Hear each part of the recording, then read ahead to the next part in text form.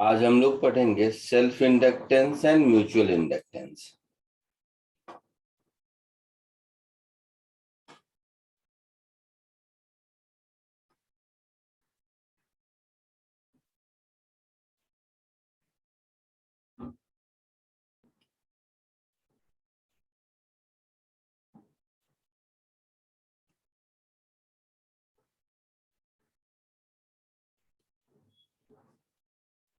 सबसे पहले self inductance.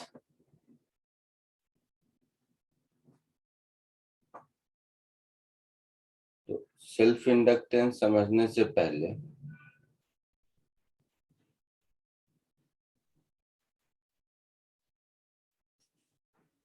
एक बार सोलेनॉइड को याद कीजिए।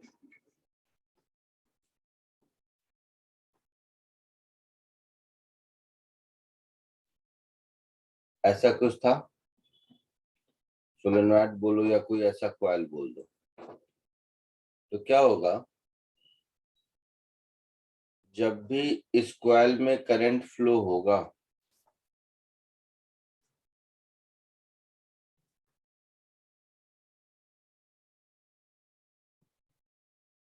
ध्यान से समझना। जैसे ये करंट है, तो इस कॉइल में जब करंट फ्लो होगा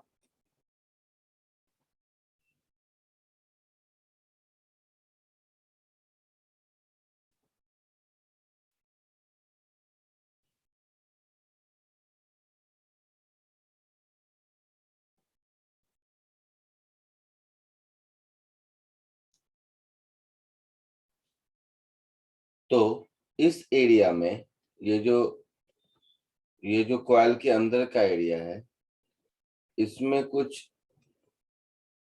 इस तरह का मैग्नेटिक फील्ड आएगा इस करंट के कारण। बोलो हाँ या ना, सोच के बताओ।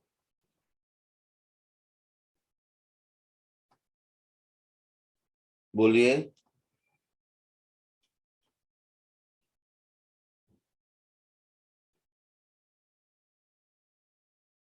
Magnetic field due to its own current, ऐसा होगा। Yes sir. तो इसके अंदर ये जो एरिया है, इसके अंदर अपना फ्लक्स होगा।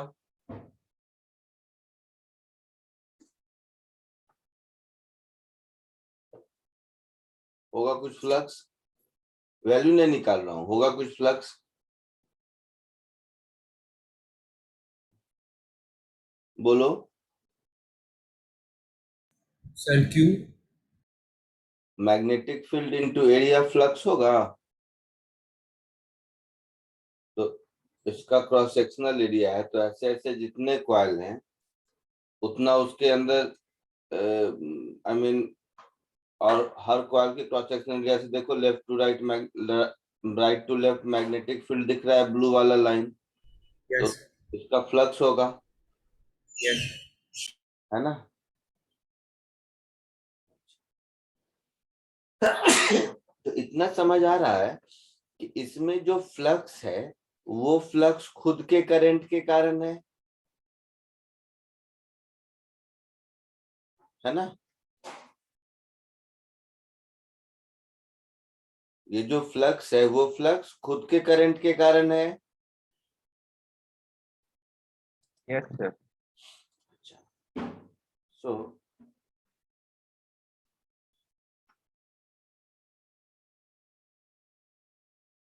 this magnetic flux is due to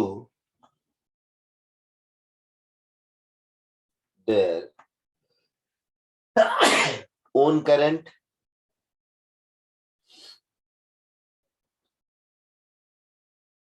है ना। तो अगर इसके खुद के करंट में कोई चेंज होता है तो मैग्नेटिक फ्लक्स में चेंज होगा। होगा। Yes sir. और मैग्नेटिक फ्लक्स में चेंज होगा तो इंड्यूस्ड ईएमएफ होगा। और यस। वो इंड्यूस्ड ईएमएफ चेंज का अपोज करेगा। चेंज का अपोज करेगा, मतलब खुद के करंट चेंज का अपोज करेगा। तो इस फेनोमेना को सेल्फ इंडक्शन कहते हैं। सेल्फ इसलिए क्योंकि जो इंड्यूस्ड ईएमएफ जनरेट हुआ है वो खुद के करंट को अपोज कर रहा है।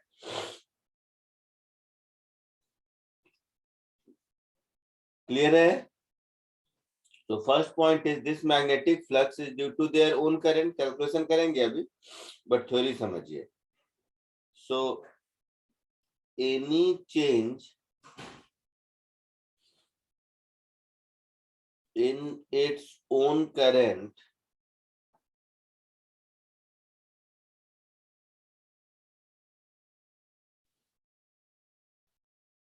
will produce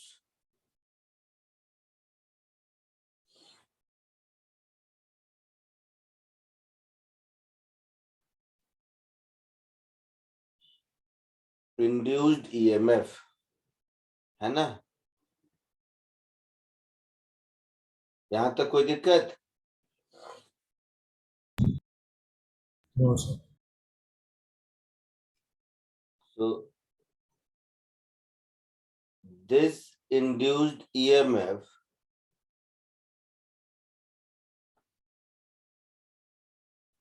will oppose any change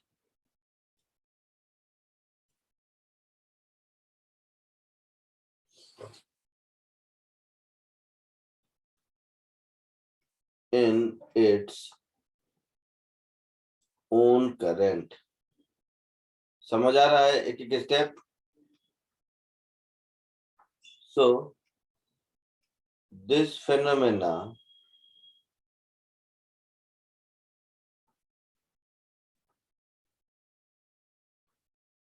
is called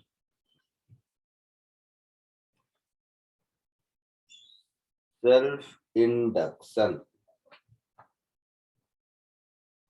and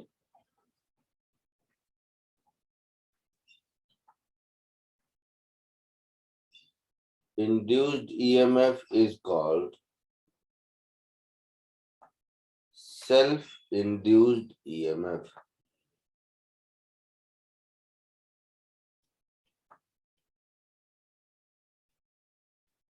ठीक है? तो मोरल ऑफ द स्टोरी ये हो गया कि d5/dt is proportional to minus d5/dt is proportional to di/dt, है ना?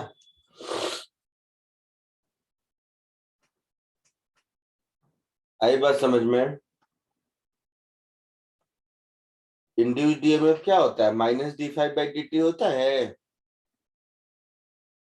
Yes, sir. है ना? तो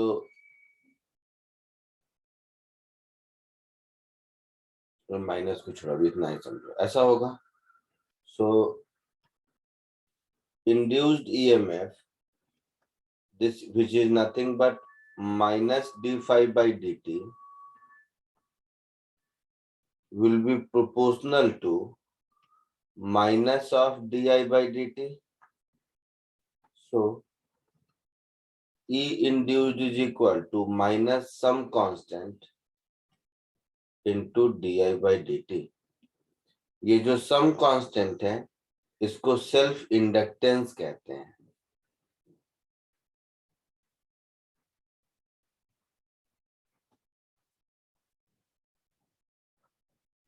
This constant is called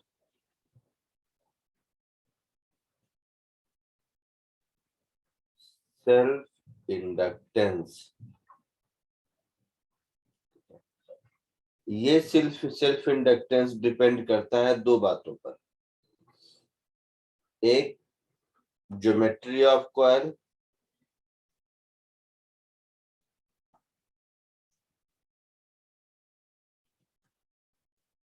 और दूसरा मीडियम। इन दो बातों पर ये सेल्फ इंडक्टेंस, जिसको एल से रिप्रेजेंट करते हैं, ये डिपेंड करता है। ठीक है?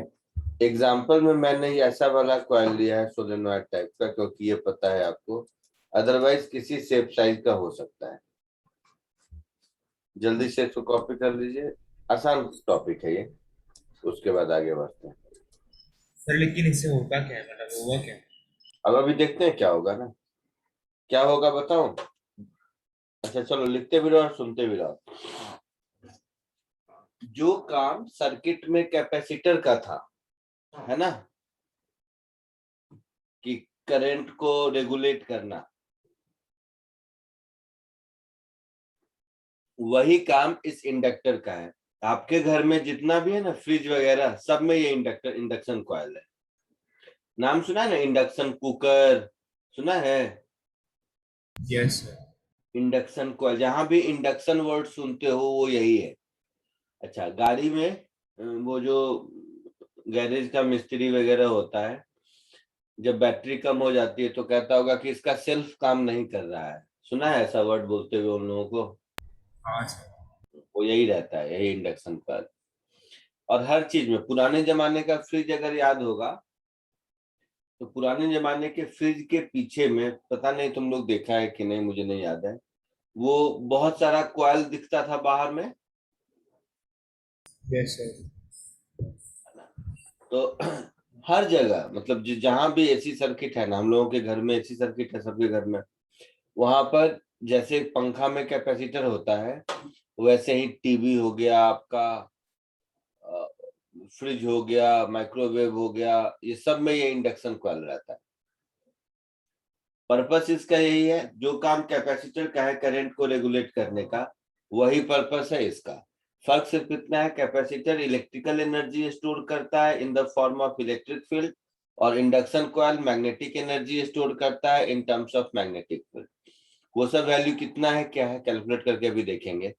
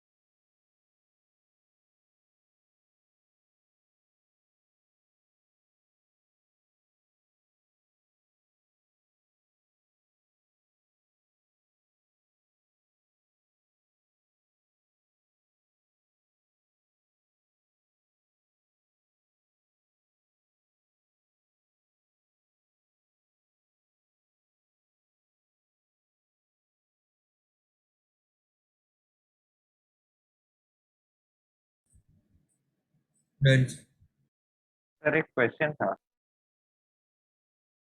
बोलो बेटा। सर फिर स्टेबलाइजर का काम क्या है? स्टेबलाइजर का काम वो यस। वोल्टेज को स्टेबलाइजर का काम है वोल्टेज को रेगुलेट करना। देखो दो तीन बातें होता है, समझो ध्यान से। अगर तुम लोगों ने गांव में देखा होगा, या वो सब जमाना पता नहीं, कभी कभी क्या होता था पुराने जमाने में कि वोल्टेज, जैसे अभी देखोगे तो अभी नए वाले टीवी में स्टेबलाइजर नहीं होता है। पहले क्या था, हम लोग बच्चे थे तो टीवी में भी स्टेबलाइजर लगता था।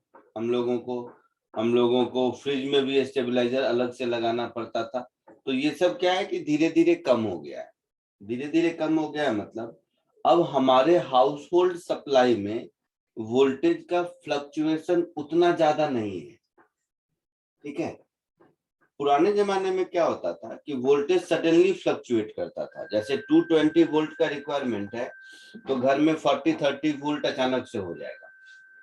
तो उसको स्टेप अप करने में, या ठीक उल्टा 220 वोल्ट सप्लाई चाहिए लेकिन ज्यादा हो गया 440, तो उसको स्टेप डाउन करने में, इस तरह का काम स्टेबलाइजर का था। ठीक है, समझो ध्यान से, एक एक करके सीखो। तो यहाँ पर स्टेबलाइजर किसको मैनेज किया? जो वोल्टेज आपके घर में सप्लाई आ रहा है बाहर से, उसमें अगर एक इस तरह का डिस्क्रिपेंसी है तो उसको मैनेज करने के लिए स्टेबलाइजर का काम होता था। ये बात क्लियर हुई? Yes sir. अब दूसरी बात, ये इंडक्टर उससे भी एक स्टेप आगे है। अब मान लो घर में सही करंट आ रहा है, घर में गलत करंट नहीं आ रहा है, सही करंट आ रहा है, सप्लाई साइड से कोई प्रॉब्लम नहीं है। बट फिर भी कुछ ऐसे इक्विपमेंट्स हैं, जैसे आपके घर का फ्रिज हो गया मान लीजिए, जिसमें स्विच को आपने अचानक से ऑन किया।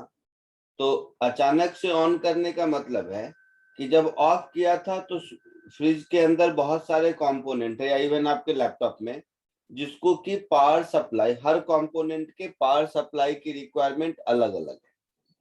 जैसे लैपटॉप का मदरबोर्ड है तो उसमें बहुत सारे इनफाइनाइट कंपोनेंट है ना, यस सर। तो सबको अलग अलग सबकी रिक्वायरमेंट है। तो कुछ कंपोनेंट ऐसे हैं जिसमें सडनली आप दे दोगे करंट, या सडनली करंट विड्रॉ कर लोगे तो वो खराब हो जाएगा, है ना। तो फ्रिज भी वही एग्जांपल है। फ्रिज में सडनली करंट विड्रॉ कर लोगे और सडनली, पंखे के जैसा, चलो पंखे या कैपेसिटर समझो, मैं पहले ही बता चुका हूं, एक बार फिर कहता हूं। पंखा में अगर कंडेंसर नहीं है कैपेसिटर और हम स्विच ऑन करेंगे तो ऑन करने के साथ उसको फुल स्पीड में घूमना चाहिए,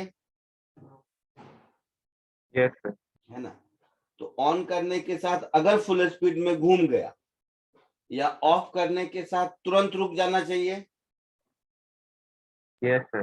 तो ऐसा हो गया तो पंखे में मैकेनिकल डैमेज होगा, टूट जाएगा। हाँ सर। वो चीज हाई स्पीड में और अपने से रुक गया तो टूटेगा ना। Yes sir. तो ये रोकने का काम, ये जो काम है कि जब हमने पावर सप्लाई बंद किया तो करंट ग्रेजुअली डिक्रीज करता है, ये वाला काम है कैपेसिटर का। क्लियर है? या हमने स्विच ऑन किया तो पंखे के सर्किट में करंट ग्रेजुअली इंक्रीज करेगा, ये काम है कंडेंसर का। सर क्लियर है? लेकिन बोलो बोलो बोलो। अगर करंट अचानक से बंद कर दिया पंखे में तो वो अपने, भले ही करंट नहीं होगा लेकिन वो अपने इनर्शिया से घूमेगा तो सही ना, तो स्लो स्लो ही कम हो जाएगा। हाँ, अपने इनर्शिया से वो घूमेगा, ये बात सही है। उसमें मतलब 100% काम कैपेसिटर का नहीं होता है, लेकिन अपने इनर्शिया से घूमने में भी अगर हमें एक पैटर्न फिक्स रखना है, हम इनर्शिया पर मान लो नहीं भरोसा करते हैं कर पाए, क्योंकि वो तो एक्सटर्नल फैक्टर है ना, नहीं समझे। जैसे लिफ्ट है, लिफ्ट नीचे आती है खुद के वेट की वजह से, लेकिन उसको रेगुलेट तो करते हैं ना। खुद के वेट की वजह से अगर नीचे नहीं आएगा, धड़ाम से जी एक्सीलरेशन से गिरेगा ना। यस। तो उसमें भी तो मुझे यूनिफॉर्मिटी मेंटेन करनी है, समझ रहे हो? यस। जैसे लिफ्ट का एग्जांपल लो, लिफ्ट ऊपर चढ़ाने के लिए तुमको लगता होगा कि सर ऊपर चढ़ाने के लिए पावर चाहिए तो उसी समय करंट दो, लेकिन नीचे तो अपनी इनर्शिया से आ ही जाएगा, तो क्यों करंट दोगे? अगर तुम्हारे दिमाग में ये है, ऐसे सोचो, तो नीचे आने वक्त अगर अपनी इनर्शिया के भरोसे ही उसको छोड़ दे तो वो धड़ाम से आ जाएगा। यस तो इनर्शिया की वजह से बंद होता है, मैं मानता हूं, लेकिन उसको भी एक प्रॉपर्ली रेगुलेट किया जाए कि करंट के विड्रॉल पैटर्न में और करंट के बिल्डिंग पैटर्न में एक यूनिफॉर्मिटी हो, तो ये काम आपका है कैपेसिटर का। वैसे ही जितने भी, तो वो हो गया प्योरली इलेक्ट्रोस्टैटिक सर्किट। वैसे ही बाकी जितने भी कंपोनेंट है, मैंने बोला ना आपका, जैसे लैपटॉप है तो लैपटॉप में कंडेंसर भी रहता है, इसके सर्किट में ये इंडक्टर भी रहता है, या फिर आपका फ्रिज हो गया, माइक्रोवेव ओवन हो गया, ये इंडक्शन कॉइल देखते होगे वो हो गया। ये सब क्या है कि इन सब में भी जो पैटर्न है, ये सब जो है ये मैग्नेटिक फील्ड के फॉर्म में एनर्जी स्टोर करता है, तो उसको रेगुलेट करने का काम है इसका, सेल्फ इंडक्टर का। तुम लोगों को ऑरेंज हाउस को मैंने आरसी सर्किट नहीं पढ़ाया है, याद होगा तो पढ़ाया है क्या? नहीं नहीं पढ़ाया होगा, जानबूझ के नहीं पढ़ाया था, उसका मैथ डिफिकल्ट है थोड़ा। तो लेकिन अगर किसी बुक में देखोगे तो आरसी सर्किट का में जो चार्ज, मतलब कैपेसिटर के चार्ज होने का इक्वेशन बनता है, तो उसमें चार्ज टाइम का फंक्शन है, और डिस्चार्ज होने का भी इक्वेशन बनता है, उसमें भी देखोगे चार्ज टाइम का फंक्शन में मतलब डिस्चार्ज होता है। मीन्स ये है कि हम लोग Q इक्वल टू सी भी पढ़ लेते हैं, बट इसका ये मतलब नहीं है कि बैटरी जोड़े और कैपेसिटर पूरा चार्ज हो गया। कैपेसिटर को चार्ज होने में इनफाइनाइट टाइम लगता है, धीरे धीरे चार्ज होता है, और एक बार चार्ज हो गया तो डिस्चार्ज होने में भी इनफाइनाइट टाइम लगता है, धीरे धीरे डिस्चार्ज होता है, 100% डिस्चार्ज नहीं होता। तो चार्जिंग और डिस्चार्जिंग के समय करंट कांस्टेंट नहीं रहता, जो हम लोग V equal to I R पढ़ लेते हैं, तो करंट को धीरे से रेगुलेट करने का काम करता है कंडेंसर, सीधा काम है। वैसे ही इलेक्ट्रोमैग्नेटिक सर्किट के करंट को रेगुलेट करने का काम करता है ये इंडक्टर कॉइल। गाड़ी में भी होता है, हर जगह होता है। जैसे गाड़ी का बैटरी खराब हो जाएगा, धक्का मार के स्टार्ट करते हैं, याद होगा, तो ड्राइवर बोलता है सर सर इसका सेल्फ खराब हो गया है, अगर सुना होगा तो वो जो सेल्फ बोलता है वो यही है। कैसे वर्क करता है देखते हैं थोड़ा बहुत, इसमें भी एलआर सर्किट आएगा कि करंट कैसे ग्रेजुअली ग्रो करता है, वो भी शायद उसका मैथ फिर वो इंटीग्रेशन वगैरह आ जाएगा, इसलिए आप लोगों को नहीं सिखाऊंगा, और जरूरत उतनी है भी नहीं, बट फंडामेंटल चीज तो सिखा ही दूंगा। चलो ये कॉपी कर लिया। अब देखो ये सेल्फ इंडक्टेंस कैसे होता है। तो वैसे ये कॉइल किसी शेप साइज का कैसा भी हो सकता है, बट वो सोलेनॉइड वाला जो कॉइल है उसी को इंडक्टर कॉइल कहते हैं। थ्योरेटिकली किसी भी शेप साइज का हो सकता है। उसका ये सेल्फ इंडक्टेंस कितना होता है, कैसे होता है, ये कैलकुलेट करने की हम लोग अभी कोशिश करेंगे, ठीक है? यस तो सपोज एक सोलेनॉइड ले लेते हैं। सर ये मीडियम मतलब वो जिस कॉइल का मटेरियल ना। हम मटेरियल के अंदर, अंदर की अच्छा वो जगह, सॉफ्ट आयरन कोर वगैरह। हाँ, जैसे कैपेसिटर के अंदर की जगह कैसे डाइलेक्ट्रिक था, यस सर यस हाँ वैसे। सो हाँ, कैलकुलेशन ऑफ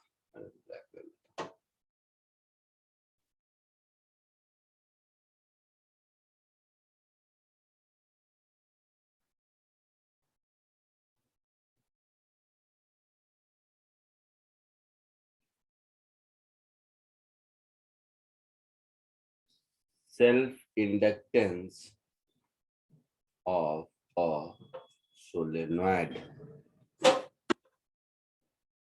या इसी को इंडक्टर कॉइल भी बोलते हैं,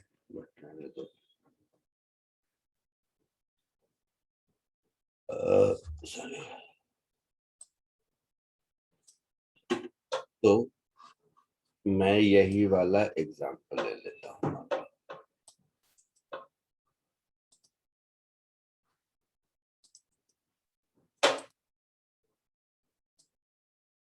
सोलेनॉइड आपको याद होगा, तो उसमें 2-4 टर्म हुआ करता था। एल लेंथ ऑफ सोलेनॉइड याद है, yes capital N total number of turns, So L, length of solenoid.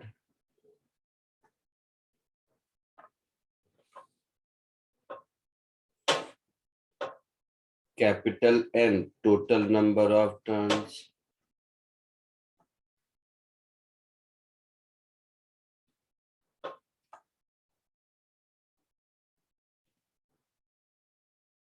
Capital A को क्रॉस सेक्शनल एरिया कह दो या पाई आर स्क्वायर कह दो, आर ही कर देता हूँ। Small R, radius of solenoid.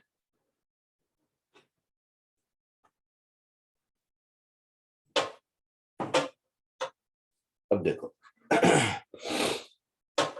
इसमें जो मैग्नेटिक फील्ड होगा हम लोग पढ़ चुके हैं, म्यू नॉट एन आई पढ़ चुके हैं ना। Yes sir. तो फ्लक्स क्या हो जाएगा, magnetic field into area of cross section.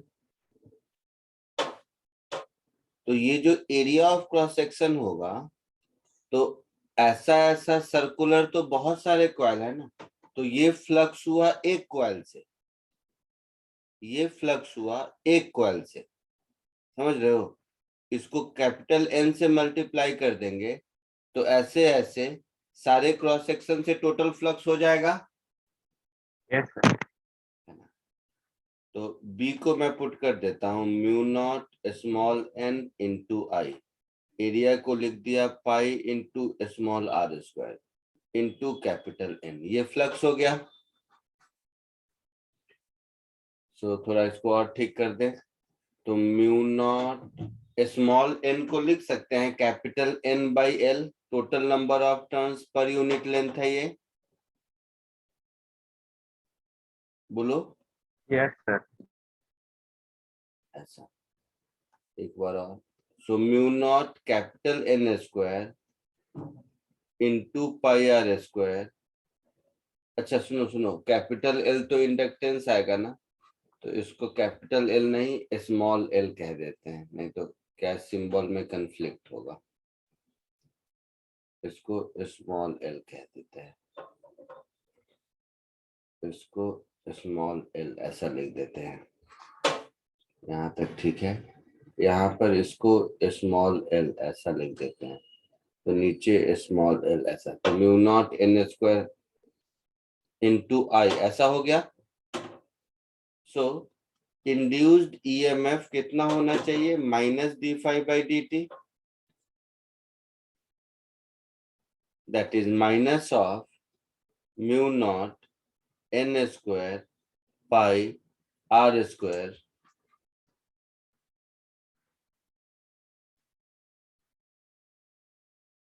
Upon l into d I by D t, ऐसा होगा।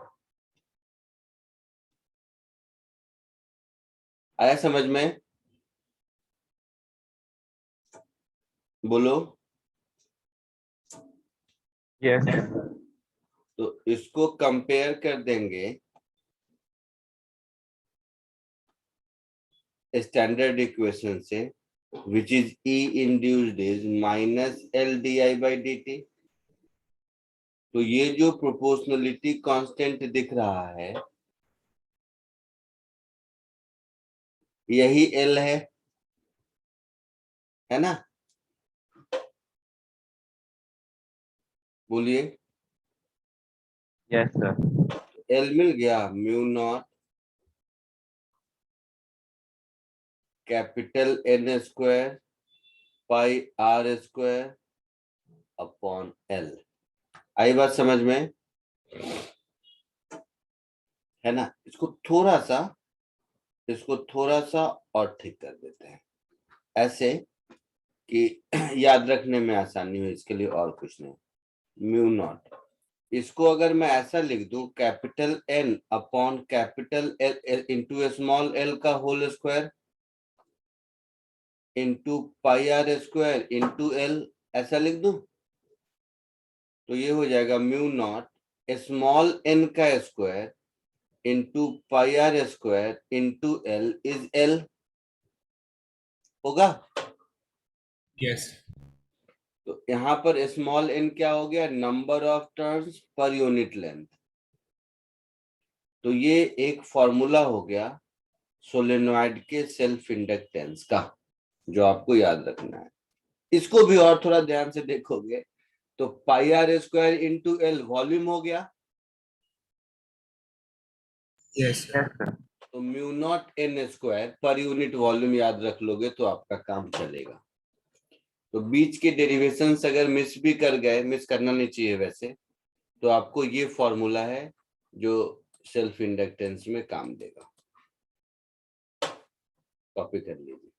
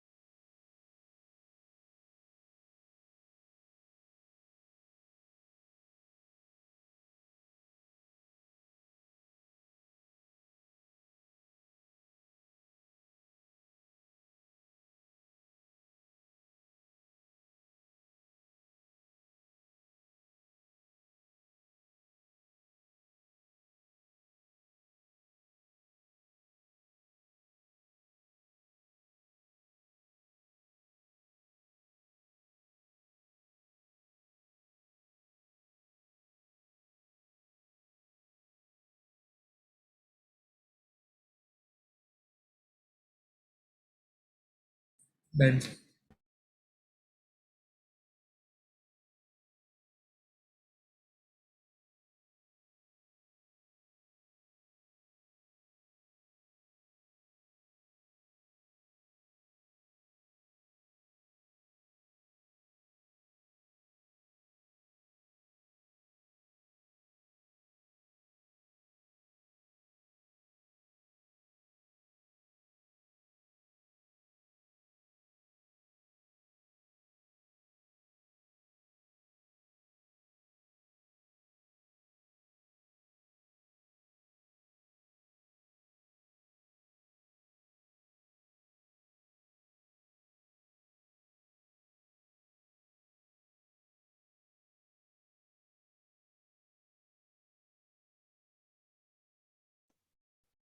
हो गया? Yes sir.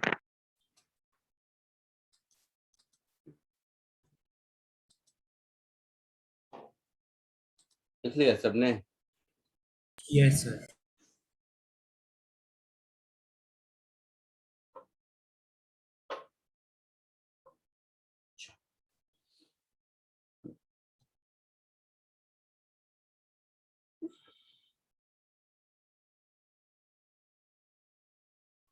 अब एक चीज मैं आपको समझाने के लिए इसको ऐसे कहता हूँ। सपोज ये इतना ही फंडामेंटल है, ये अगर समझ गया तो आपका काम चलेगा।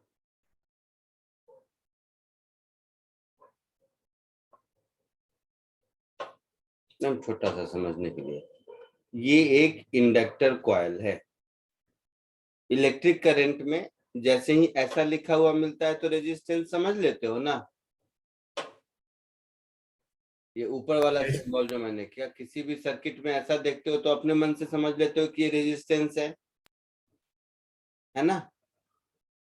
वैसे ही आज के बाद किसी भी सर्किट में ऐसा कुछ देखना, ऐसा स्प्रिंग के जैसा बना हुआ, तो समझ लेना कि ये इंडक्टर कॉइल है। ठीक है, ऐसा ही सिंबल रहता है ऐसा, तो समझ लेना ये इंडक्टर कॉइल। तो ये इंडक्टर कॉइल है, इसमें करंट ऐसे फ्लो हो रहा है। कुछ नाम दे देते हैं, इस पॉइंट को ए और इस पॉइंट को बी। करंट आई ऐसे फ्लो कर रहा है और आई इंक्रीजिंग है। ठीक है, ये कॉइल जिस किसी भी मटेरियल का बना है, इसका कुछ रेजिस्टेंस आर होगा, सेल्फ इंडक्टेंस एल होगा, कुछ ऐसा। तो इसके इक्विवेलेंट जो सर्किट बनेगा वो कैसा होगा, देखना ध्यान से।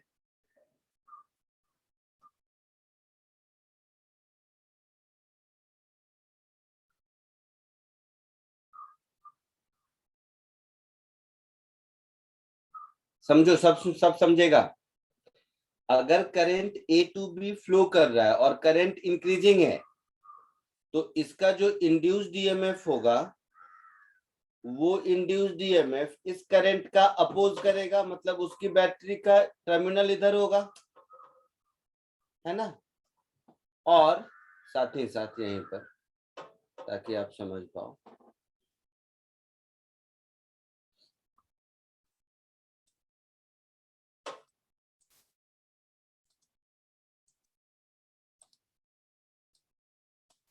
बड़ा हो गया, एक मिनट रुक जाओ।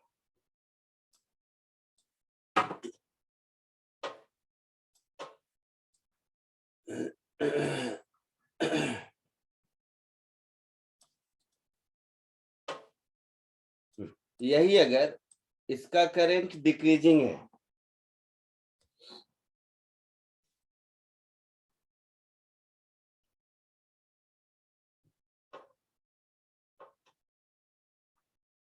तो जो इसका इक्विवेलेंट सर्किट बनेगा वो ऐसा हो जाएगा। ये बात समझ रहे हो मैंने ऐसा क्यों लिखा? ये बैटरी के पोलैरिटी का साइन। सर नहीं वापस समझा। आई इंक्रीजिंग है, मतलब इस डायरेक्शन में, ए से बी डायरेक्शन में करंट मेरा इंक्रीज कर रहा है। है ना। यस इंड्यूस्ड ईएमएफ इस तरह से होगा कि इस करंट को डिक्रीज करे, कम करने की कोशिश करे। तो Yes, इसके क्रॉसपॉन्डिंग जो बैटरी बनेगी उसकी पोलैरिटी इधर होगी, तभी तो इंड्यूस्ड करंट इधर होगा। सर इंड्यूस सर वो तो फिर तो ये जो चेंज क्यों हो रहा है, क्योंकि ए टू बी के डायरेक्शन में करंट इंक्रीज हो रहा है, इसके लिए इंड्यूस्ड ईएमएफ हुआ। तो इंड्यूस्ड ईएमएफ ऐसे होगा कि वो उस ए टू बी के डायरेक्शन में करंट इंक्रीज को अपोज करे, है ना। यस सर तो इंड्यूस्ड करंट का डायरेक्शन उल्टा होना चाहिए। यस तो इंड्यूस्ड करंट का डायरेक्शन उल्टा ऐसा होने के लिए बैटरी को ऐसा होना पड़ेगा ना, बैटरी मतलब इंड्यूस्ड ईएमएफ को।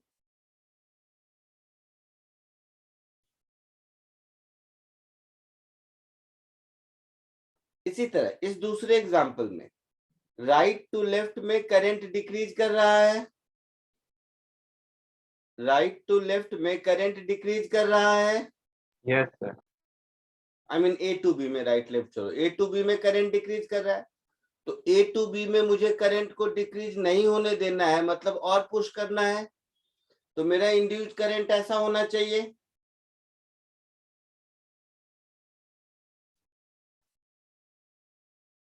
है ना। मतलब इंड्यूस्ड ईएमएफ की पोलैरिटी ऐसी होनी चाहिए।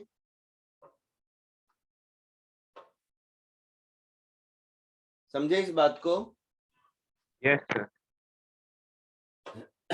तो दोनों ही केस में अगर मैं देखूं तो मैं ऐसा लिखूंगा, potential of A minus L D I by D T is equal to potential at B. ऐसा इक्वेशन बनाऊं तो ये अपने आप दोनों के लिए वैलिड हो गया, बिकॉज आई अगर इंक्रीजिंग है तो D I by D T positive होगा, आई डिक्रीजिंग है तो D I by D t negative होगा, दोनों के लिए काम करेगा, है ना। और ये जो L into d I by D T हो गया, यही इंड्यूस्ड ईएमएफ का मैग्नीट्यूड हो गया।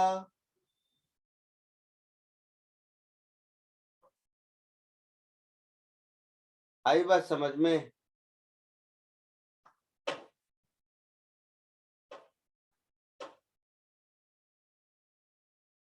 या नहीं आया तो बोलो, चलो नहीं आया तो हटाते हैं, दूसरा तरीका है समझाने की कोशिश करता हूँ। तो पहले वाले केस में हम क्या लिखेंगे, देखो, पोटेंशियल एट ए, इस केस में potential at A minus induced EMF का magnitude is equal to potential at B, ऐसा लिखेंगे। और इस केस में potential at A plus induced EMF का magnitude is equal to potential at B लिखेंगे। सर वो आईआर का टर्म भी आएगा ना। हाँ, आईआर का टर्म भी आएगा, आर को आईआर का भी टर्म आएगा, तो आईआर भी एक लिख लो, उसमें कोई फर्क नहीं पड़ता। मतलब ये आर मैं बोला हूं कि अगर प्रैक्टिकल कॉइल है तो आर को हटा दो। अभी मैं समझ गया क्यों नहीं समझ रहा हूँ। मैं प्योरली इंडक्टर की बात कर रहा हूँ जिसमें रेजिस्टेंस नहीं है, बाद में आर ऐड करना सिखा दूंगा, सीख जाओगे खुद को खुद। एक माइनस आईआर ही तो लगाना है। तो प्योरली इंडक्टर है, इसमें रेजिस्टेंस नहीं है मान लो। अच्छा, इसकी वजह से दिक्कत कर रही है, ठीक है समझ गया। तो प्योर अगर इंडक्टर सर्किट है तो इस आर को हटा दो, ऐसा समझो। अब ठीक है। यस इंड्यूस्ड ईएमएफ का मैग्नीट्यूड हमेशा L D I by D T होगा। यस सर तो खुद से देख लीजिए। तो दोनों के लिए, इसके लिए मैं, इसमें आई टाइम के साथ इंक्रीज कर रहा है, इसमें टाइम के साथ डिक्रीज कर रहा है। इसका मतलब है दोनों केस के लिए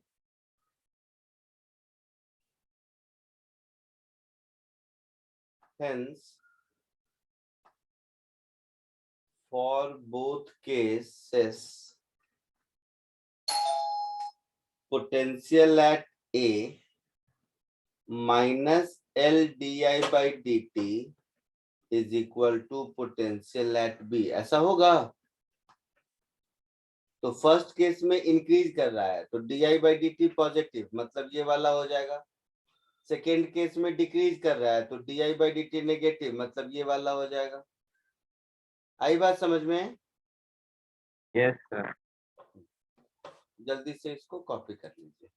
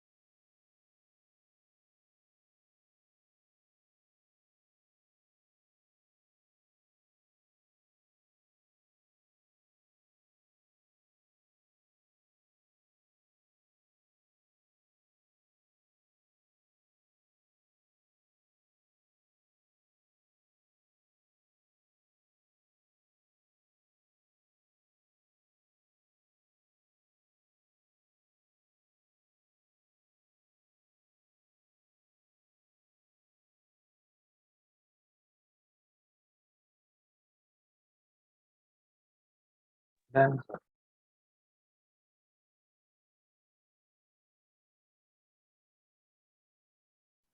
हो गया, आगे बढ़ूं?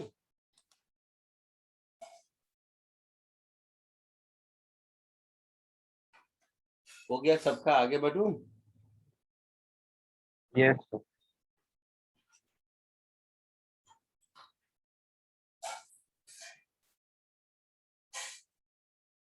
दूसरा,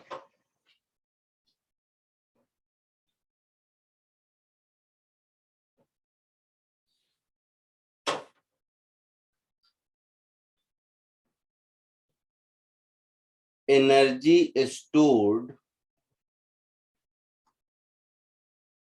in an inductor.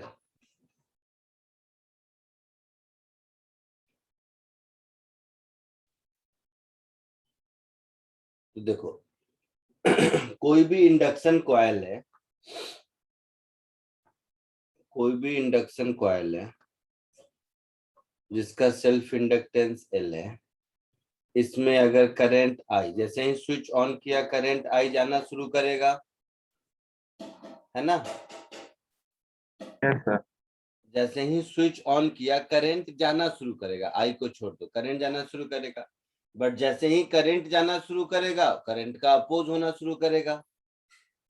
तो जीरो करंट से आई करंट तक बिल्ट होने में इस इंडक्टर के इंड्यूस्ड ईएमएफ के अगेंस्ट जितना वर्क डन होगा वही वर्क डन इसमें एनर्जी के फॉर्म में स्टोर होगा। So energy stored is nothing but work done in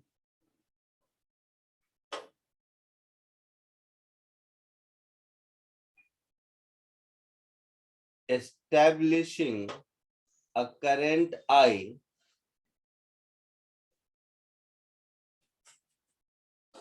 against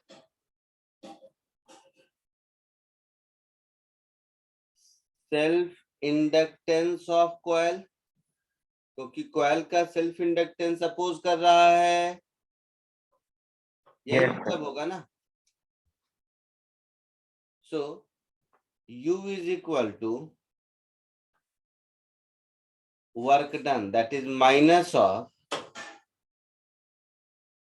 dw का integral, that is minus of dw क्या होगा, तो अपोज कर रहा है minus L D I by D T से, है ना। बोलो, ये minus L D I by D T ये क्या हुआ, पोटेंशियल डिफरेंस हुआ जिससे अपोज कर रहा है, into charge, that is I D T. D T time में डी क्यू चार्ज जाएगा तो potential difference into charge is work done. तो यहां दिख रहा है minus minus plus L into I D I बचा, ऐसा कुछ। तो initial current 0, final current I. तो ये फॉर्मूला हो गया, बीच का आपको नहीं भी याद रहे तो काम चलेगा। इंडक्टर के अंदर stored energy half L I square होती है। कैपेसिटर में कैसे हाफ सी वी स्क्वायर था, तो किसी भी इंडक्टर में अगर करंट आई फ्लो कर रहा है मतलब उसके अंदर इतनी एनर्जी होगी।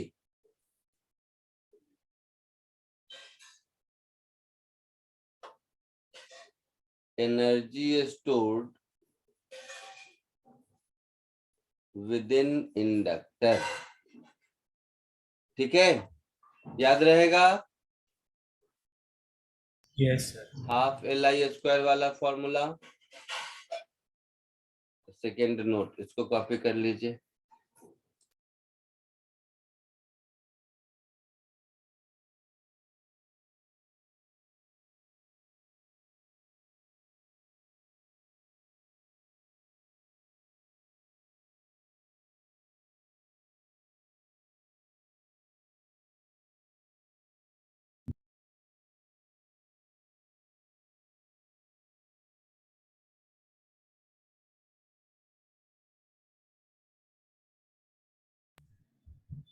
सर ये माइनस इसलिए आया क्योंकि वो कंजर्वेटिव वर्ड के इसलिए।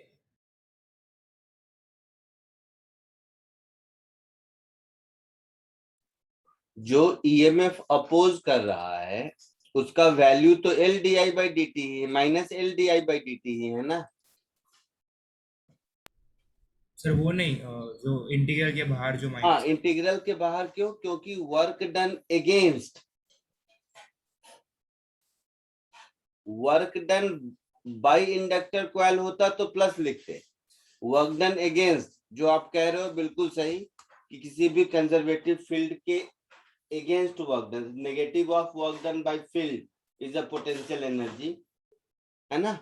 तो ये भी फील्ड की पोटेंशियल एनर्जी का ही फॉर्म है। So negative of work done by inductor coil, समझे। Yes yes.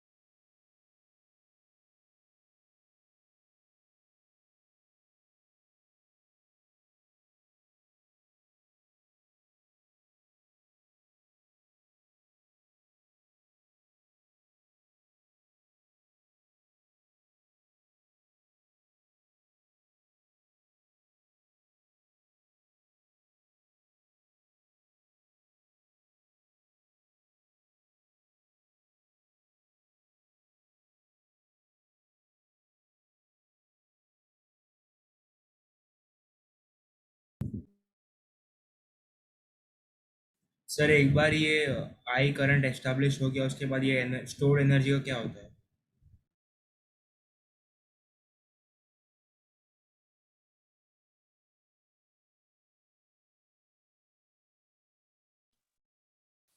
क्या बोल रहे हो, फिर से बताओ। जब ये आई करंट एस्टेब्लिश हो जाएगा हम्म। उसके बाद ये स्टोर एनर्जी का क्या होगा? एस्टेब्लिश हो जाएगा नहीं, ये एस्टेब्लिश होता रहेगा। जैसे आई अभी 1 एम्पियर का एनर्जी है तो इतना है, 2 का होगा तो और एनर्जी बढ़ेगा।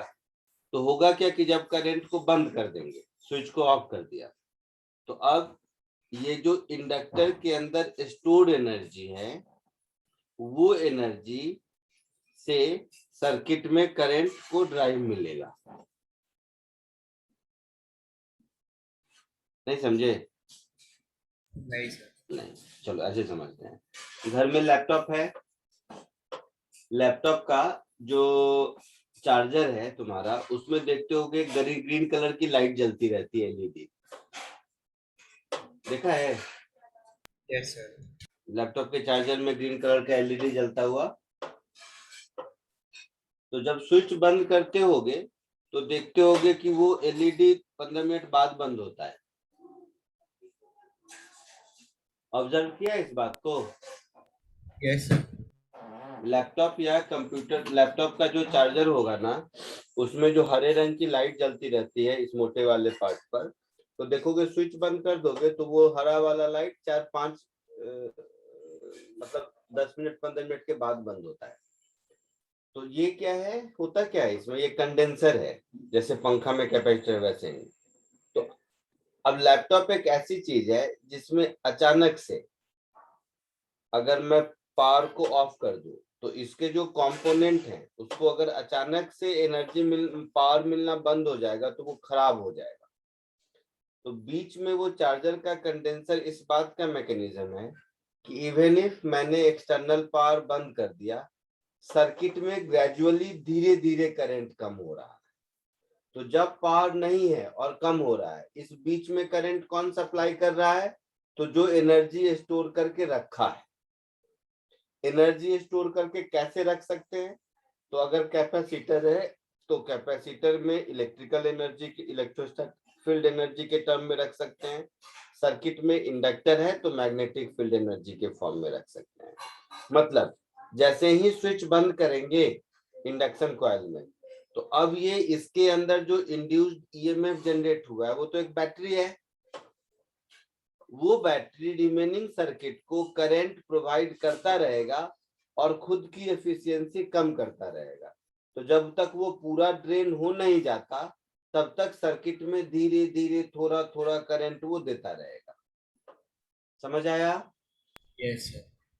तो इस एनर्जी का काम, जब तक एक्सटर्नल करंट मिल रहा है तब तक कुछ नहीं है, तब तक वो एनर्जी स्टोर करेगा खाली। जब एक्सटर्नल करंट मिलना बंद हो जाएगा तो रिमेनिंग सर्किट को ये एनर्जी देगा करंट के फॉर्म में, थोड़ी देर तक, हमेशा नहीं दे सकता है, थोड़ी देर तक। तो जो बैटरी होती है ना, एक्चुअल में कोई भी बैटरी, तो ये बैटरी के जैसा ही है। फर्क इतना है कि बैटरी का लाइफ ज्यादा होता है, पोटेंशियल डिफरेंस मेंटेन रखता है, ये धीरे धीरे डिस्चार्ज होते रहता है। समझ आया? Yes sir. एक फंडामेंटल क्वेश्चन करो, एकदम fundamental.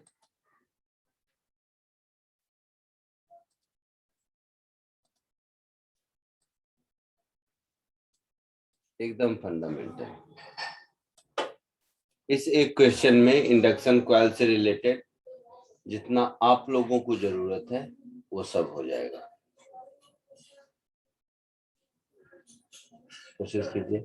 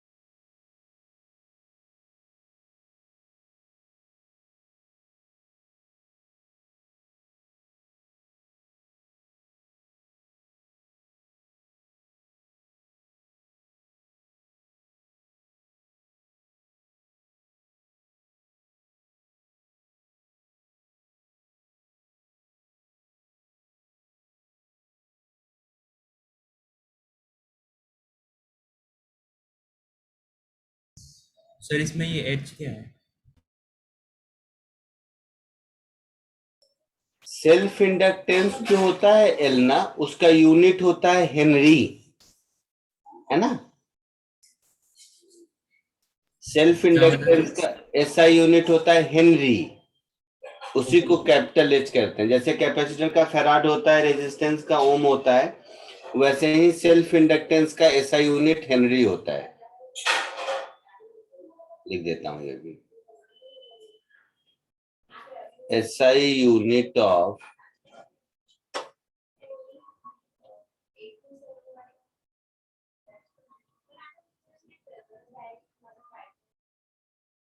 Self inductance is Henry, capital H से रिप्रेजेंट करते हैं।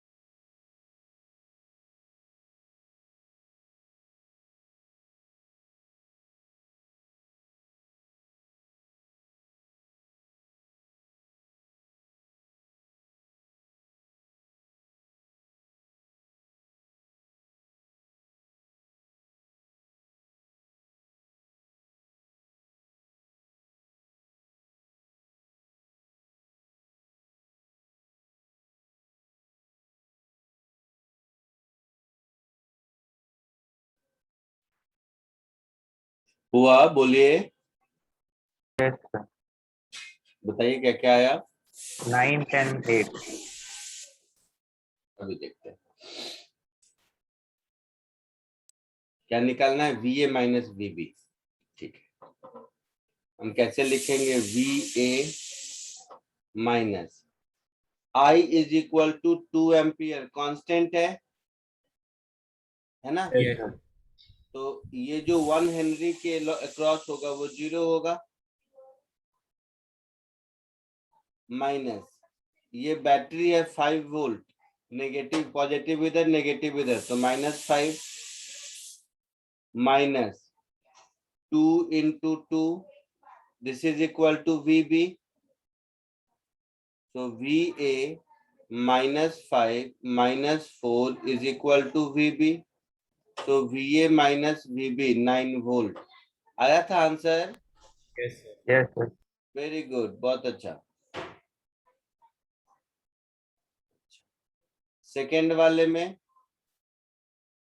I इज इंक्रीजिंग है, मतलब di/dt is equal to +1 ampere per second, है ना। Yes sir. तो मैं क्या लिखूंगा, VA minus LDI/dt -5 -2 × 2 is equal to VB, ऐसा लिखूंगा। सर तो VA माइनस L कितना है 1, DI/dt 1 -5 -4 is equal to VB। So VA minus 10 is equal to VB. So VA minus VB 10 volt आया आंसर। Yes sir. सर हाँ बोल बेटा, कुछ पूछ रहा है। सर यहाँ पे करंट इंक्रीज हो रहा है, तो IR का टर्म भी इंक्रीज होते जाएगा ना, कांस्टेंट 4 नहीं रहेगा ना। हाँ होगा, लेकिन इस समय तो इतना ही होगा ना जब I2 है तो मैं कहाँ कह रहा हूं कि VA माइनस VB कांस्टेंट नहीं होगा, चेंज होता जाएगा। बट जिस मोमेंट पर I2 है उस मोमेंट पर इतना होगा। Okay sir. ठीक है। Yes sir. Third,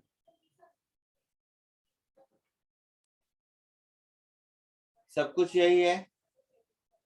VA minus LDI/dt -5 -2 × 2 is equal to VB। But अब DI/dt -1 होगा,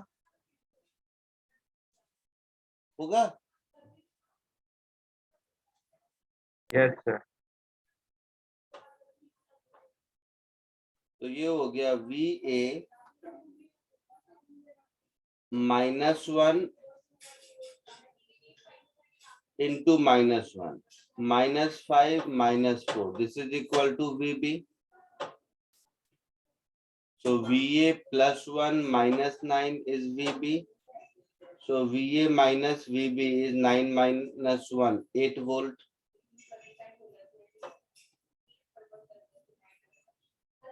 आया समझ में तीनों।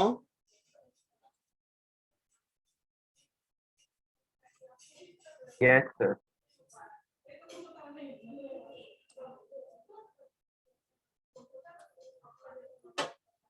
आगे बढ़े। Yes sir.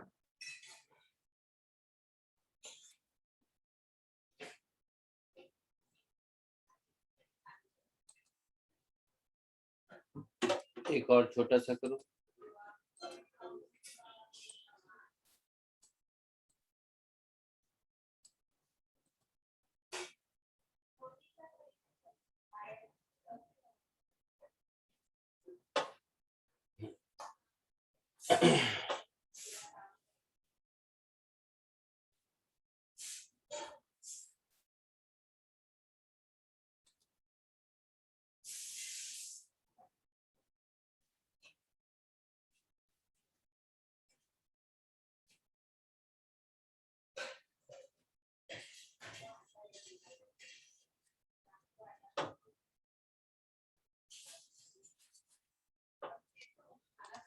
इसको छोड़ दो, ये तुम लोगों की दिक्कत होगी, रहने दो इसको रहने दो। उसमें मतलब 0 इन्फिनिटी पे पूछे तभी बता सकते हो।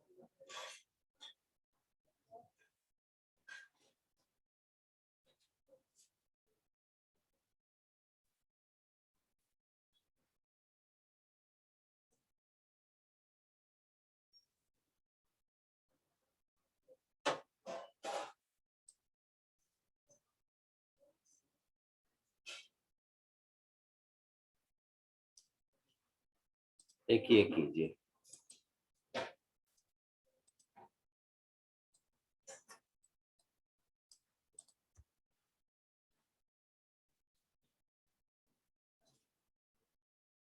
मैक्सिमम ये, इससे ज्यादा डिफिकल्टी लेवल आप लोगों को नहीं पूछेगा।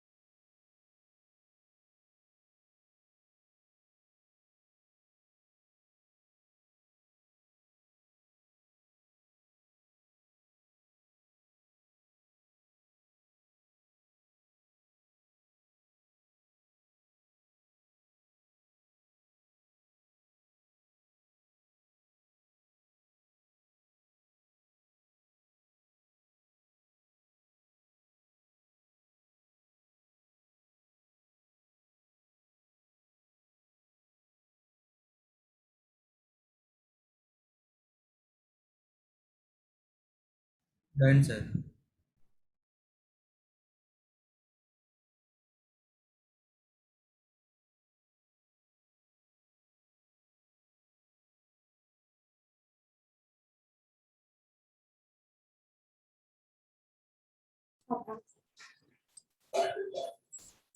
क्या हुआ बताओ। मुझे minus E t by L आ रहा है। अच्छा, अभी देखते हैं।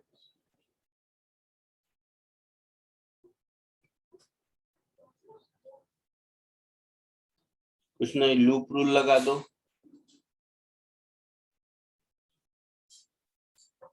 लूप रूल लगा दोगे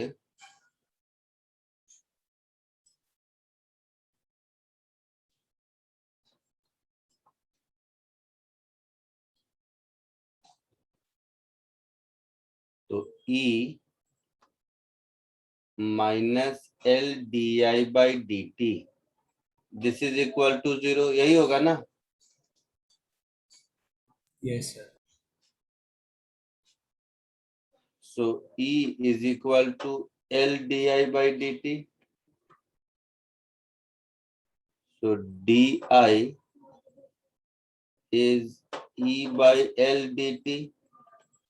इसको इंटीग्रेट कर दीजिए। t इज इक्वल टू 0 पर current is 0, t is equal to t पर करंट I ढूंढना है।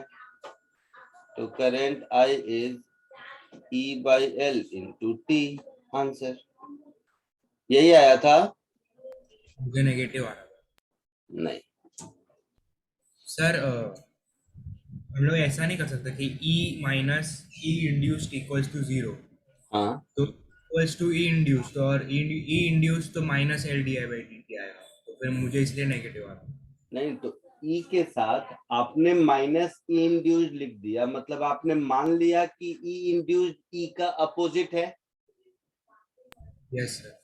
तो जब मान लिया कि E इंड्यूस्ड E का अपोजिट है, तो फिर मैं E इंड्यूस्ड का मैग्नीट्यूड सिर्फ लिखूंगा which is L D I by D T, yes sir. है ना। समझ आया। हाँ सर।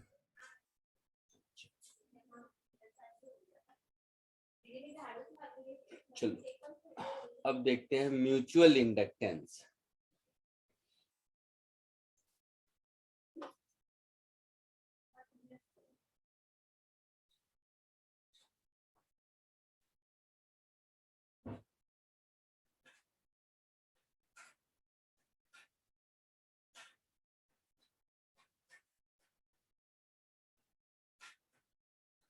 ऐसे समझो सब लोग सुनना, क्योंकि इसका डायग्राम आपको बुक में ढूंढते रहोगे, नहीं मिलेगा, समझ भी नहीं आएगा। इसलिए मैं जो कह रहा हूँ ध्यान से सुनना। सपोज ये एक कॉइल है और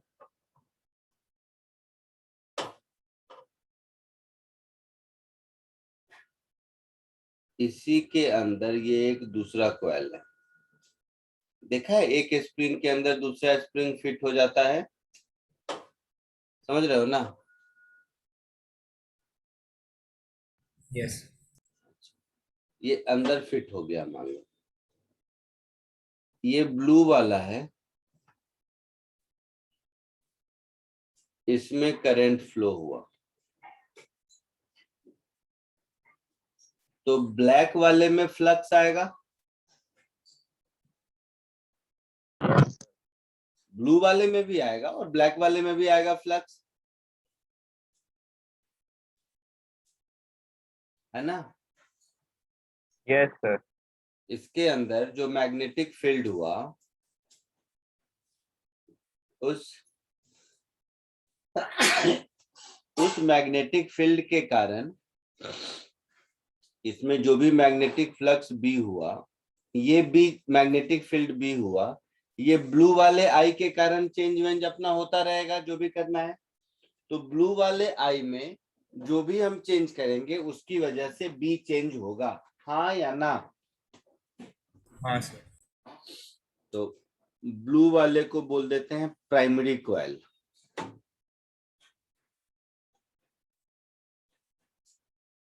अब ब्लू वाले में जो भी चेंज होगा उसकी वजह से ब्लैक वाले का फ्लक्स चेंज होगा। मतलब ब्लैक वाले में क्या होगा, इंड्यूस्ड ईएमएफ जनरेट होगा। मतलब ब्लैक वाले में करंट जनरेट होगा, है ना। तो ब्लू वाले में हम चेंज कर रहे हैं और ईएमएफ जनरेट हो रहा है ब्लैक वाले में, इंड्यूस्ड ईएमएफ। इसको बोलते हैं म्यूचुअल इंडक्शन।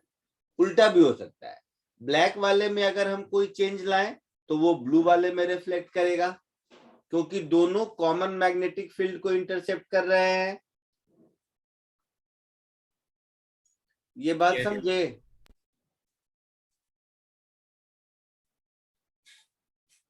ये बात समझे। Yes sir. तो मैं ये डायग्राम इसलिए बनाया क्योंकि बुक में क्या करेगा, ऐसा डायग्राम बना देगा। तो इसमें प्राइमरी सेकेंडरी अलग अलग दिखता है, बट इसमें ये नहीं दिख रहा है कि प्राइमरी में जो चेंज हो रहा है उसका फ्लक्स का चेंज इसमें आ रहा है। रहता ऐसा है जो मैंने हाथ से बनाया है, बट वो अभी तो मेरे पास दो कलर है, ब्लैक ब्लू, इसलिए ऐसा तो देखने में समझ नहीं आएगा, इसीलिए ऐसा लिख देते हैं। तो प्राइमरी वो कॉइल हो गया जिसमें हम चेंज प्रोड्यूस करते हैं, और सेकेंडरी वो कॉइल हो गया जिसमें हमारा चेंज रिफ्लेक्ट होता है। क्लियर है। Yes sir.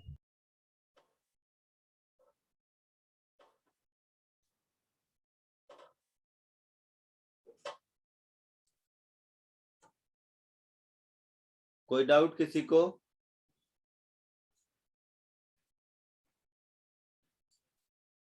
कोई डाउट किसी को। No sir. तो इसी बात को समझने के लिए लिख लीजिए यहाँ तक। क्या ये मैथमेटिकल इक्वेशन नहीं है, ये आपको सिर्फ समझना है। देखो P और S में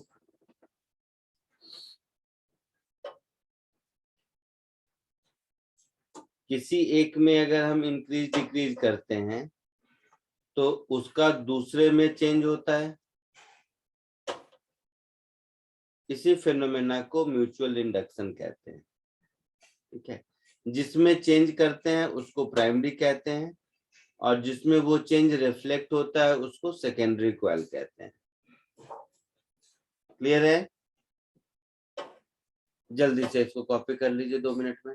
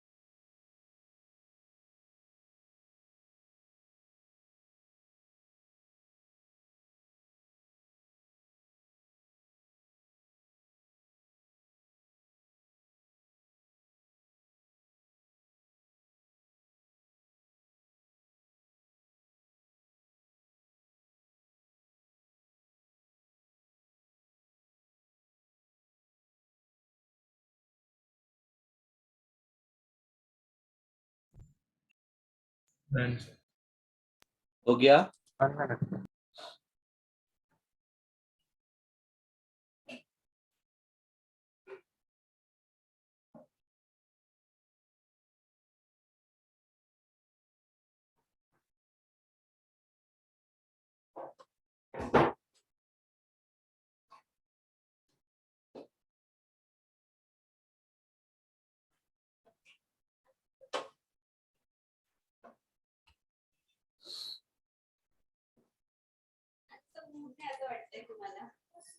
हो गया?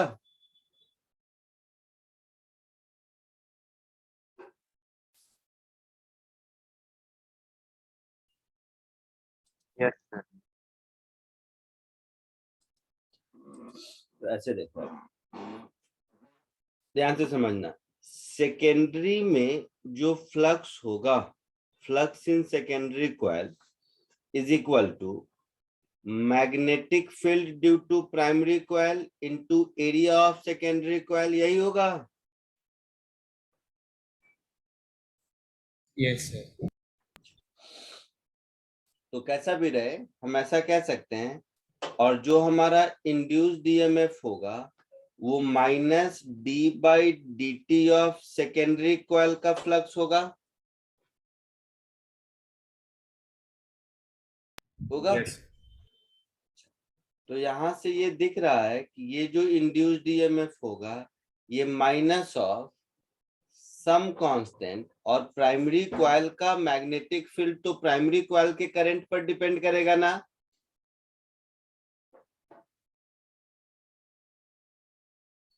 D by D t of current in primary coil, ऐसा होगा। Yes, sir. तो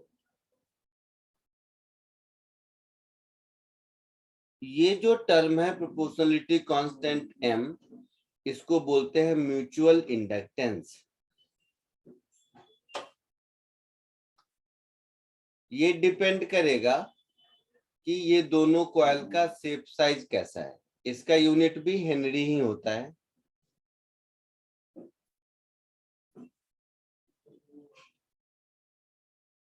ठीक है। सो सेकेंडरी कॉइल का induced EMF is a function of change in primary coil का करंट, इजंट इट? और ये जो प्रोपोर्शनलिटी कांस्टेंट है ये म्यूचुअल इंडक्टेंस है। कोई डाउट? No, sir. इसे देखो, एक तुम खुद बता दोगे। जैसे अब ये कॉइल का शेप साइज कैसा है उस पर डिपेंड करता है। जैसे एक छोटा सा क्वेश्चन ये लो, ये A1 रेडियस का एक सर्कुलर कॉइल है और उसी के अंदर A2 रेडियस का दूसरा सर्कुलर कॉइल है। A2 रेडियस के अंदर A1 रेडियस का, और A1 बहुत छोटा है A2 से। तो इस पेयर का म्यूचुअल इंडक्टेंस क्या होगा?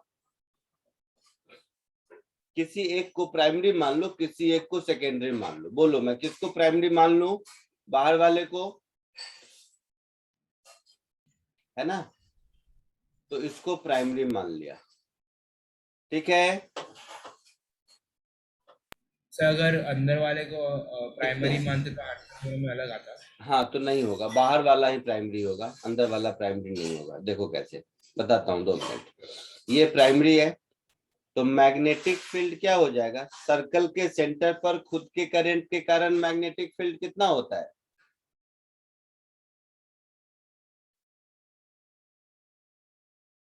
बोलो। Mu not I by 2r होता है। Yes, sir. तो फ्लक्स ड्यू टू सेकेंडरी क्या हो जाएगा? b into pi a square A1 square, that is mu naught by 2A2 into current in primary coil into pi A1 square होगा। Yes sir. So mu naught pi A1 square upon 2A2 into current in primary coil. तो induced EMF क्या हो गया?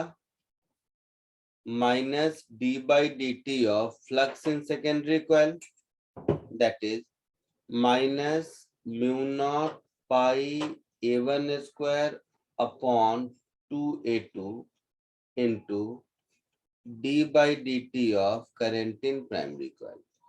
तो ये जो term दिख रहा है आपको, यही म्यूचुअल इंडक्टेंस होगा।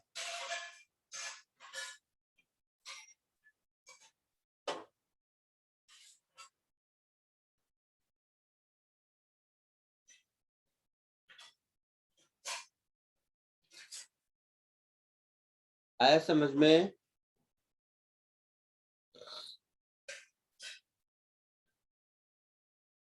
सर यही अगर ये सोलेनॉइड टाइप होता तो इसमें एन भी होता ना। अभी देखते हैं क्या होगा ना, अभी करते हैं, सोलेनॉइड भी करके देखते हैं। तो मतलब हर टाइप के में एम का फॉर्मूला अलग अलग आएगा ना? हाँ, सब में अलग अलग आएगा, ये सब कोई फॉर्मूला नहीं है, मैं वही समझाने की कोशिश कर रहा हूँ। जैसा भी पूछेगा बता देंगे। एक ये समझ आया? यस। Yes sir. लिख लो इसको। फिर सोलेनॉइड वाला भी बताता हूँ, वो भी तुम लोग खुद निकालो, मैं क्या बताऊँ, तुम लोग खुद कर सकते हो। अंदर वाला प्राइमरी क्यों नहीं हो सकता? क्योंकि अंदर वाले के कारण बाहर में मैग्नेटिक फील्ड नहीं होगा।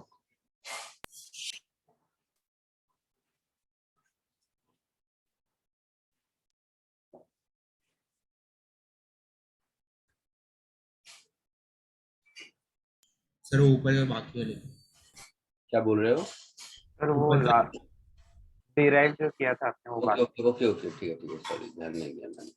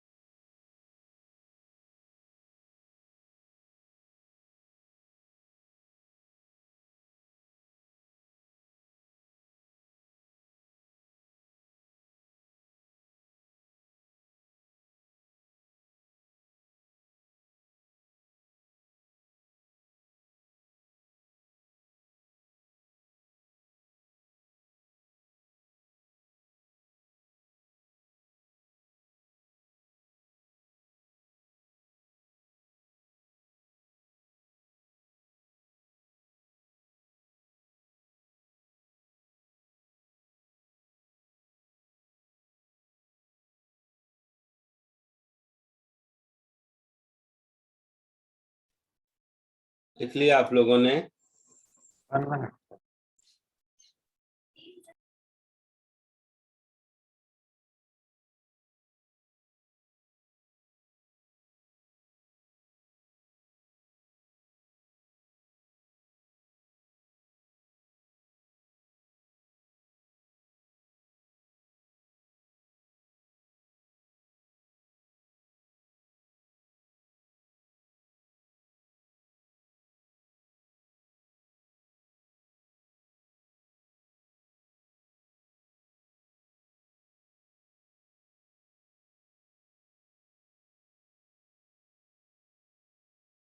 Done.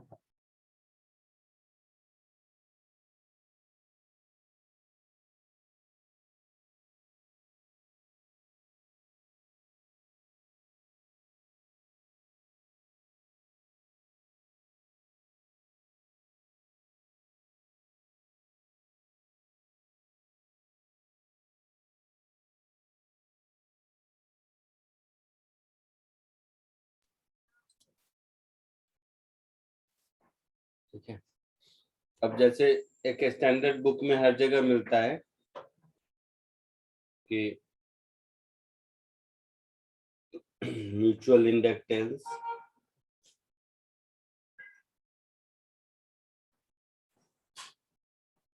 कैलकुलेशन ऑफ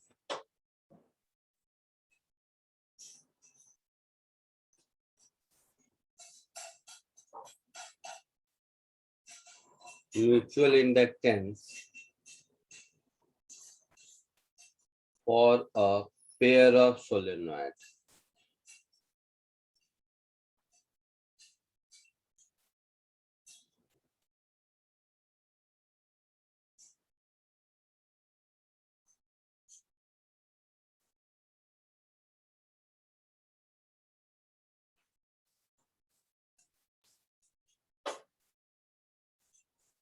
जैसे ऐसे समझिए,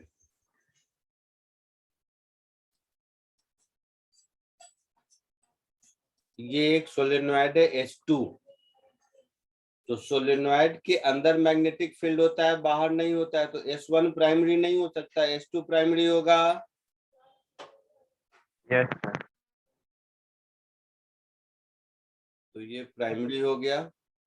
ये आइडियल सोलेनॉइड के केस में. हाँ, और ये सेकेंडरी हो गया। मान लो इसका लेंथ है L,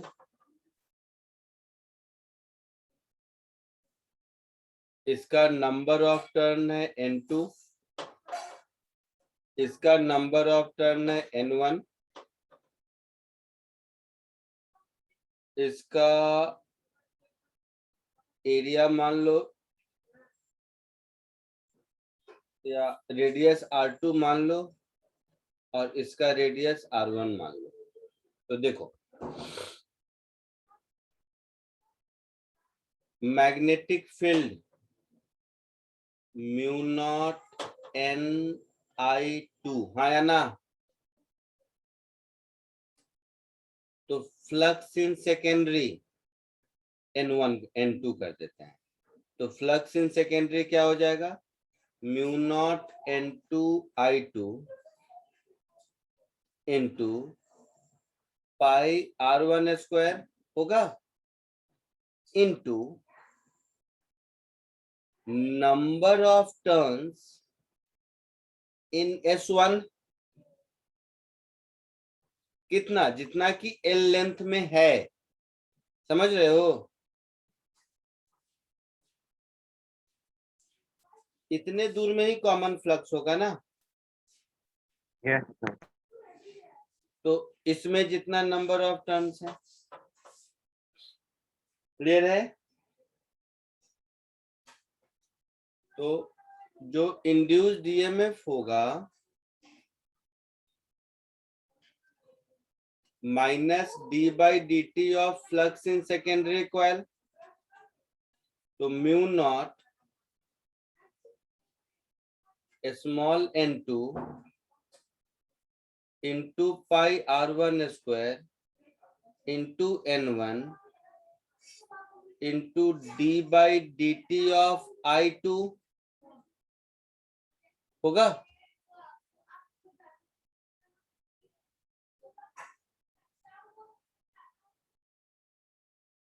ये जो टर्म है यही हुआ कोएफिशिएंट ऑफ म्यूचुअल इंडक्टेंस। तो थोड़ा इसको अरेंज करते हैं तो देखो क्या हो जाएगा, म्यू नॉट N2, N2 को लिखेंगे कैपिटल N2 अपॉन L लिखेंगे यस सर, इंटू N1, और पाई R1 स्क्वायर को इतना लंबा नहीं लिखते हैं, एरिया ऑफ सेकेंडरी कॉइल लिख देते हैं। Primary sir, yes sir, second क्या हो गया, नहीं सर, R1 सेकेंडरी हो गया ना बेटा। यस सर, वो गलती से कंफ्यूजन हो गया। तो ये फॉर्मूला हो गया, आई बात समझ में। यस सर, L क्या है, कॉमन ओवरलैपिंग लेंथ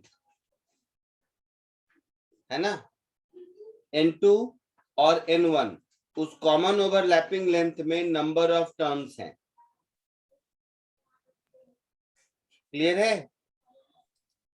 सर एक क्वेश्चन था बोलो। सर, ये जैसा कॉइल एक दूसरे के अंदर है वैसे ही पोजीशन भी तो चेंज हो सकता है ना कॉइल का, मतलब कब एक दूसरे के परपेंडिकुलर हो या एक दूसरे के एक एंगल पे हो। हाँ हो सकता है, तो परपेंडिकुलर एंगल पे होगा, परपेंडिकुलर होगा तो फ्लक्स नहीं होगा, जीरो हो जाएगा। यस सर, तो फ्लक्स जैसा होगा वैसा होगा, इसमें फ्लक्स और एरिया वेक्टर सेम है तो ऐसा है। तो फंडामेंट इनफाइनाइट चीजें हो सकती हैं, फंडामेंटल यही है कि एक के मैग्नेटिक फील्ड के कारण दूसरे में फ्लक्स निकालना। तो ये जो क्लास में ये सब करते हैं ये एक स्टैंडर्ड है, बाकी हाइपोथेटिकली कुछ भी हो जैसा हो सब में अलग अलग कैलकुलेट करेंगे। यही S1 S2 परपेंडिकुलर है तो S1 का कोई फ्लक्स S2 से नहीं होगा, जीरो हो जाएगा उस केस में। थीटा एंगल पर है तो एक cos थीटा का टर्म आ जाएगा।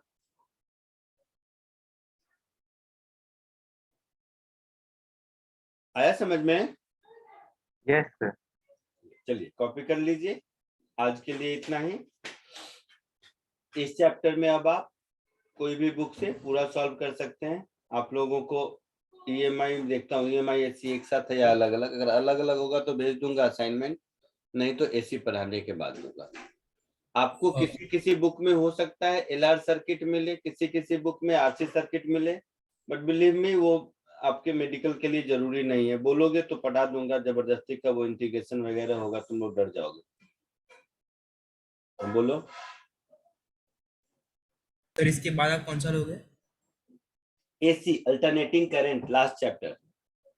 सर तो बीच वाला चैप्टर था वो मैग्नेटिज्म वाला, वो कौन सा चैप्टर बेटा? जिसमें वो सब रहता है वो। बार मैग्नेट, ये सब हाँ हाँ। क्लासिकल मैग्नेटिज्म, वो नहीं पढ़ाऊंगा, वो नहीं पढ़ाता बेटा। वो आप लोगों को याद होगा, बोर्ड वाले सचिन सर ने पढ़ाया होगा या अजीत दवे सर ने पढ़ाया होगा बोर्ड लेक्चर में, जिसमें वो सब रहता होगा ना, बार मैग्नेट, पैरामैग्नेटिज्म, डायामैग्नेटिज्म, यही सब वाला बोल रहे हो ना? हाँ सर। नहीं, उसको उसको हम लोग क्लासिकल मैग्नेटिज्म कहते हैं। वो मतलब हम लोग नहीं पढ़ाते, जरूरत नहीं है, वो बोर्ड के लिए जितना पढ़ते हैं मोर देन सफिशिएंट है। सर तो सर उसका कोई असाइनमेंट है क्या? हाँ होगा मेरे पास, दे दूंगा मैं। सर ये मूविंग चार्जेस एंड मैग्नेटिज्म में डाउट था, बोलो क्या डाउट है, बताओ। क्वेश्चन बेस्ड डाउट था, कंसेप्चुअल नहीं। अच्छा न्यूमेरिकल्स है, यस सर, किस सेंटर पे हो तुम? Nehru centre sir. अच्छा नेरुल, नेरुल तो मैं वहां नहीं जाता हूँ अभी। तो वहां कोई सर नहीं आते हैं बेटा? सोम सर आते हैं लेकिन मैं पिछले कुछ दिनों से जा नहीं पा रहा हूँ सेंटर, इसलिए डाउट पेंडिंग रह गया है। हाँ तो एक बार पूछ लो ना, सोम सर होंगे, सचिन सर वहां आते होंगे, इन दोनों में से किसी के साथ कोऑर्डिनेट कर लो ना। इधर इस सेंटर पे रहते इस साइड तो मैं आपको डेट टाइम बता देता, इधर मैं हर सेंटर पे जाता हूँ वेस्टर्न लाइन पे। तो एक बार कोऑर्डिनेट कर लो, फिर भी नहीं कुछ होगा तो ऐसे ही ऑनलाइन बता दूंगा और क्या। Okay sir.